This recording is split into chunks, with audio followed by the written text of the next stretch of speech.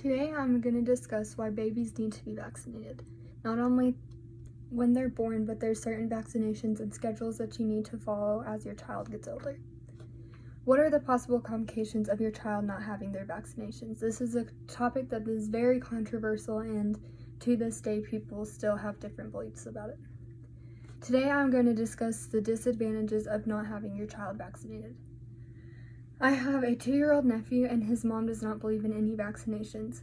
Now they are currently trying to get him into a daycare, but they're struggling trying to get him into one because they don't have the shot records that most daycares require. He also has to be very careful with the coronavirus that's going on. He's not allowed out of his house, not only for the virus, but just any virus that could affect him. Kids that don't have vaccinations don't only deal with it medically, but in their personal life, like not being able to get into certain schools or daycares, and it makes it very hard on the parents because they can't go to work if they don't have somebody to take care of their kid. Now let's get into the facts about why vaccinations are so important. According to vaccines.gov, immunization can save a child's life. As a parent, your number one goal is to make sure that your kid is healthy, safe, and that you take care of them. Getting vaccines is a very easy and effective way to help them avoid sicknesses that can be avoided. Obviously, there's some that can't be, whether you have the vaccines or not, but this is just an effective way to save them because life is hard enough as it is. Vaccines prevent the spread of contagious, dangerous, and deadly diseases.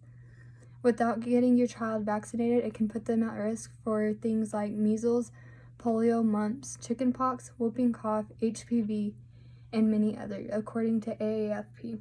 Vaccines build your body's natural immunity to the disease before you can get it. This is why it's important to get the vaccines like they have it scheduled. That way, by certain ages, they're healthy. But there's also certain vaccines that you can't get until your child is older. There are misconceptions about what vaccines can do to your child, including vaccine does not cause autism. Many people think it does, and they also have tried to do research to prove it, but they haven't found anything to be able to prove it. It is not too much for your child's immune system. Many people think that it can harm their child, but they have certain dosages and they have enough research to know what amount to put into them, and it does not affect them. They do not cause diseases, they prevent them. When you get a vaccine of any sort, it's putting that virus so your immunity can build up to it. That way you don't get that virus. They do not contain toxins that will harm you. Many people think that they do, but it's just like any other medicine you get. They've done their research. They know what the right amount to give them is, and there's no toxins. Nothing can harm you through it. Every year, approximately 50,000 U.S. adults die from a disease that could have been prevented by a vaccine, according to the NFID. Young and healthy people are still at risk for certain diseases if they do not have the vaccines they need. It doesn't matter how good your immune system is, it doesn't matter how healthy you are. There's certain things that if you don't have the vaccines for it, it can still not affect you.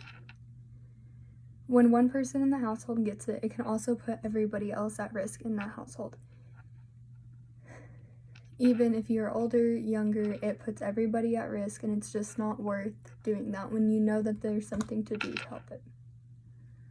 After reviewing, listening, and receiving this information about vaccines, I encourage you to consider your decision on how important vaccines really are. Keep children and others safe by diseases that can be prevented. Thank you.